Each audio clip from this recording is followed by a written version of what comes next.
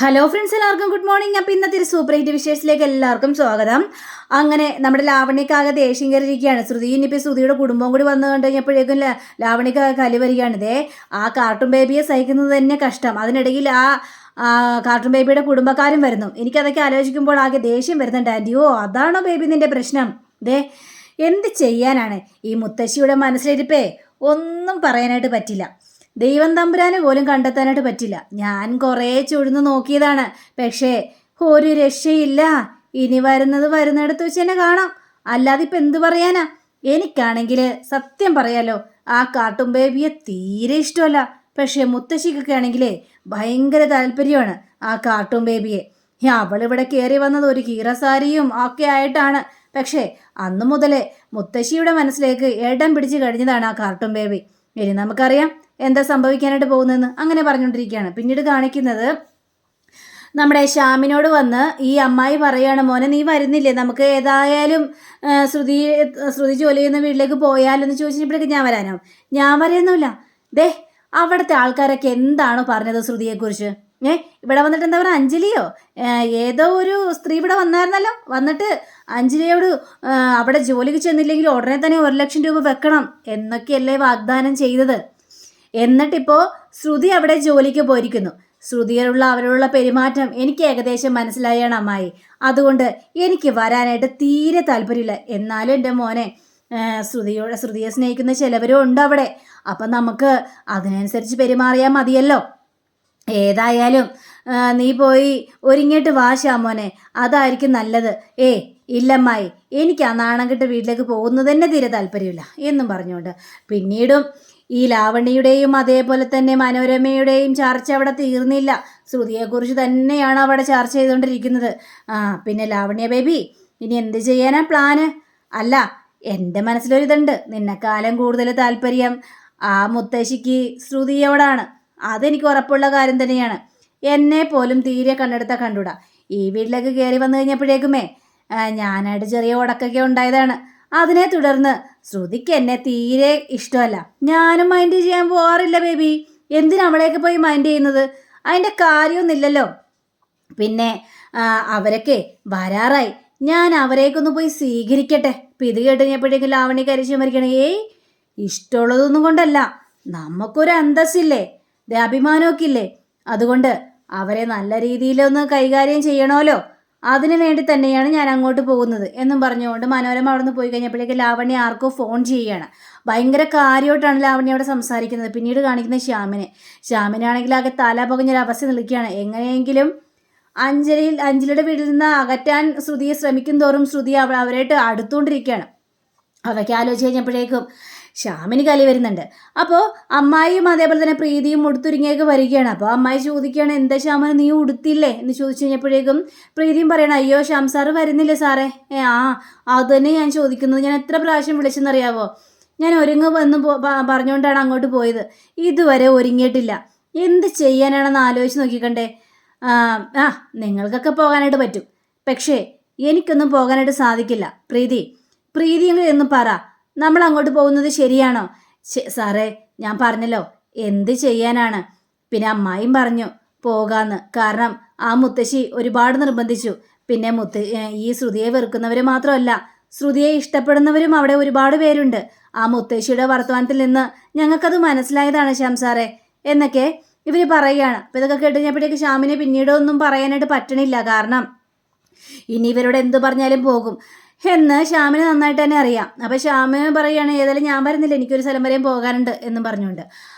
എങ്കിൽ പിന്നെ മോളെ പ്രീതി, നമുക്ക് പോകാം. ആ പലഹാരങ്ങളെല്ലാം എടുത്തല്ലോ അല്ലേ? അത് ഞാൻ എടുത്തു അമ്മായി. എങ്കിൽ പിന്നെ നമുക്ക് ഇറങ്ങാം. ഇനി കൂടുതൽ വെച്ച് താമസിപ്പിക്കണ്ട. ഏതായാലും അവർ വിളിച്ചല്ലേ, കറക്റ്റ് സമയത്ത് നമുക്ക് അവിടെ എത്തിയല്ലേ മതിയാവുള്ളൂ. അതുകൊണ്ട് വാ പോകാം എന്ന് പറഞ്ഞുകൊണ്ട് ഇവരവിടെ നിന്ന് ഇറങ്ങുകയാണ്. ശ്യാമിന് ദേഷ്യം വരികയാണ്. പിന്നീട് കാണിക്കുന്നത് അശ്വിനെയാണ്. അപ്പം അശ്വിന് ഓഫീസിൽ പോകാൻ വേണ്ടി വരികയാണ്. അപ്പോൾ ഇത് കണ്ടു കഴിഞ്ഞപ്പോഴേക്കും അഞ്ജലി ആണെങ്കിൽ, നീ നല്ലൊരു ദിവസത്തിൽ ഓഫീസിൽ പോകുകയാണ് ചേച്ചി, എനിക്ക് അവിടെ കുറേ ജോലികളുണ്ട് ചെയ്തു തീർക്കാനായിട്ട്, അതുകൊണ്ടാണ് ഞാൻ പോകുന്നത്. എന്നാലും ഈ പൂജയൊന്ന് കഴിഞ്ഞിട്ട് പോയാൽ പോരെ നിനക്ക്? എന്നിട്ടുള്ള തിരക്കുകളെല്ലാം അവസാനിപ്പിച്ചാൽ പോരെ? ഏതായാലും നീ ഇവിടെ നിൽക്ക് ചേച്ചി, ഞാൻ പറയുന്നൊന്ന് കേൾക്ക്, ഞാൻ വരാം.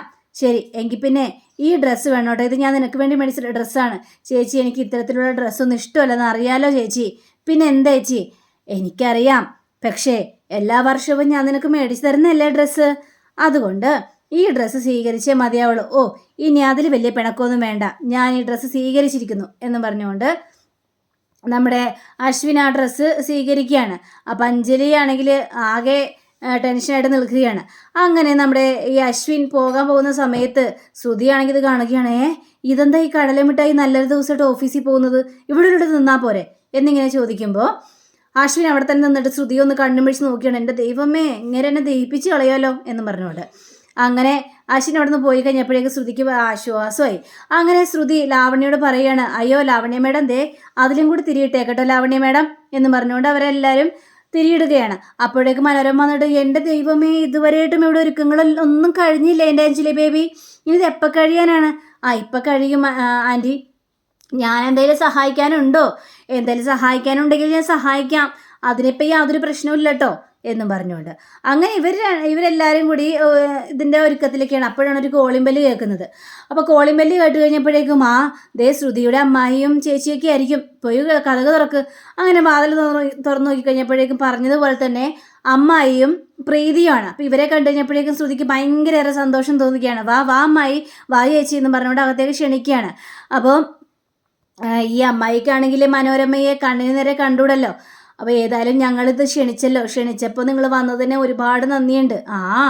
ചിലവരുടെയൊക്കെ സ്വഭാവം അനുസരിച്ച് നോക്കുമ്പോൾ ഇവിടെ വരാതിരിക്കുന്നതായിരിക്കും നല്ലത്. ചിലരുടെ സ്വഭാവം നമുക്ക് ചൂഴ്ന്നെടുക്കാനൊന്നും പറ്റില്ലല്ലോ. അപ്പോൾ ഇത് കേട്ട് കഴിഞ്ഞപ്പോഴേക്കും മനോരമയാണെങ്കിൽ, അതെന്താ നിങ്ങൾ അങ്ങനെ പറഞ്ഞത്?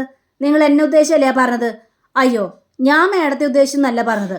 മേഡം അങ്ങനെ കരുതിയിട്ടുണ്ടെങ്കിൽ അതെൻ്റെ കുറ്റമൊന്നും അല്ലല്ലോ.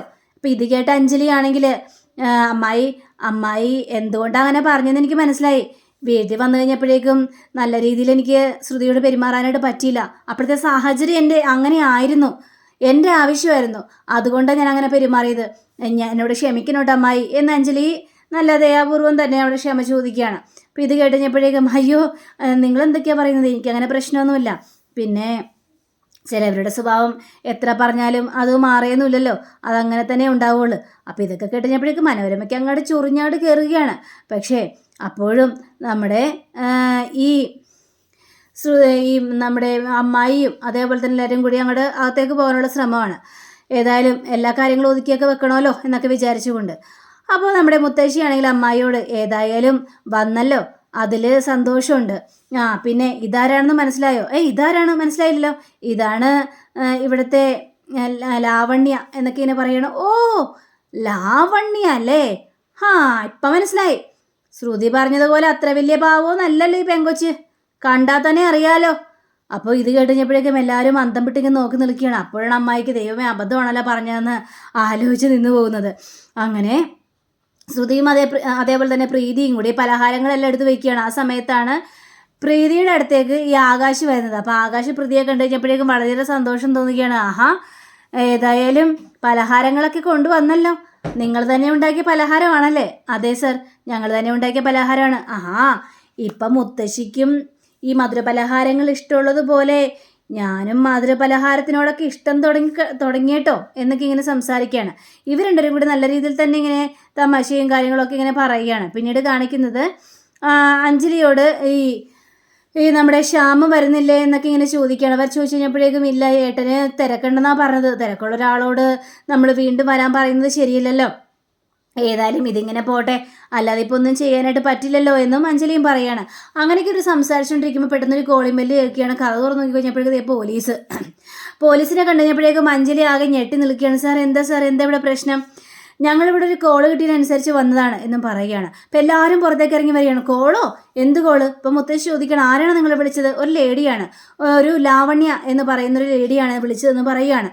അപ്പോൾ ഇത് കേട്ടുകഴിഞ്ഞപ്പോഴേക്കും മുത്തശ്ശിക്ക് ആകെ അരിശം വരികയാണ്. ലാവണ്യാണെങ്കിൽ ആകെ ഞെട്ടിയൊരവസ്ഥയിൽ ഇനി എന്തെങ്കിലും പറയുമെന്നൊക്കെ പേടിച്ചാണ് ലാവണ്യ നിൽക്കുന്നത്. ലാവണ്യോ?